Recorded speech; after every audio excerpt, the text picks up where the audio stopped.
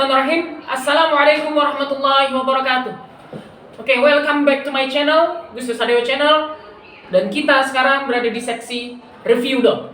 Oke, kalau sebelumnya kita udah review berbagai macam buku ya, dari mulai buku tentang pengobatan ruqyah karya Ustadz Muhammad Faizar, ya, lalu bukunya Ustadz Adi Hidayat dan apa itu satu lagi, ya. Nah, sekarang saya di sini hendak mereview sebuah buku yang berkaitan sama ilmu filsafat nih. Untuk antum yang pengen belajar filsafat cuman bingung nih gimana caranya gitu kan ya, pengen tahu nih menjadi seorang filsofis gitu ya, seorang filsuf gitu harus gimana, apakah saya harus tampil urak-urakan gitu, tampil aneh gitu kan ya, saya bawa buku kemana-mana gitu. Nah, lalu apa sih yang harus saya lakukan gitu ketika saya hendak ingin menjadi seorang filosofis gitu yang menggunakan pemikiran-pemikiran kritis gitu. Kita kelihatan jago ngomong, ya, jago retorikanya, pemikirannya dan yang lain-lainnya gitu kan ya. Maka apa yang harus kita lakukan? Nah, di sini saya merekomendasikan buku yang buku ini tipis banget ya.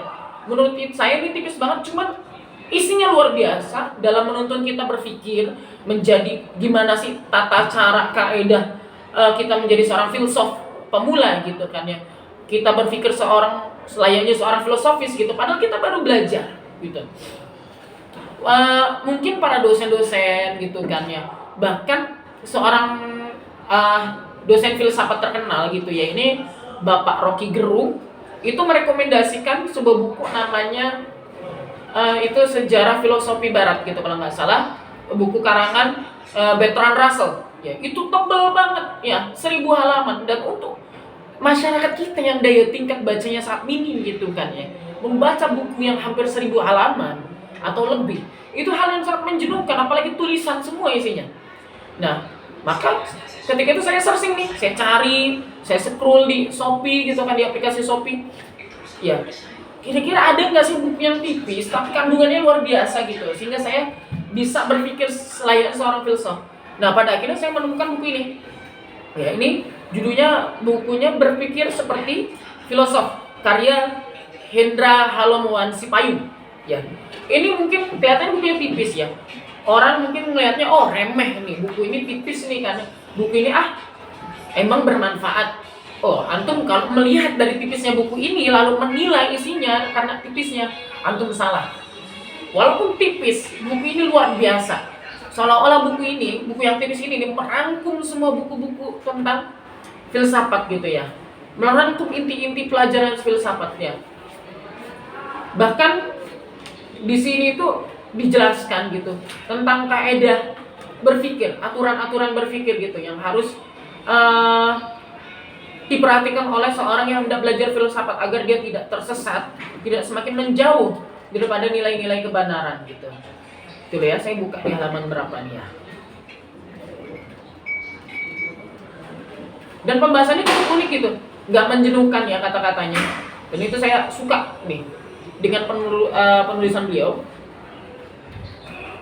Nah, terus sebelum kita ini ke kaidah berpikir tadi, di uniknya di setiap bab itu dia secara tidak langsung, penulis buku ini mengenalkan kita dengan para tokoh-tokoh filsafat dengan cara biasanya di setiap bab ya itu ditampilkan foto dan nama dari seorang filsafat. Misalkan ini di sini ada foto ya, foto habis itu ditulis di sini kecil namanya Plato ya. Lalu di bab selanjutnya di sini ada Nietzsche gitu. Terus di setiap bab itu ada kayak gitu. Dan jadi kita pun merasa menarik gitu secara tidak langsung. Dengan hal yang sederhana, penulis ini telah mengenalkan kita kepada para tokoh-tokoh filsuf dunia gitu.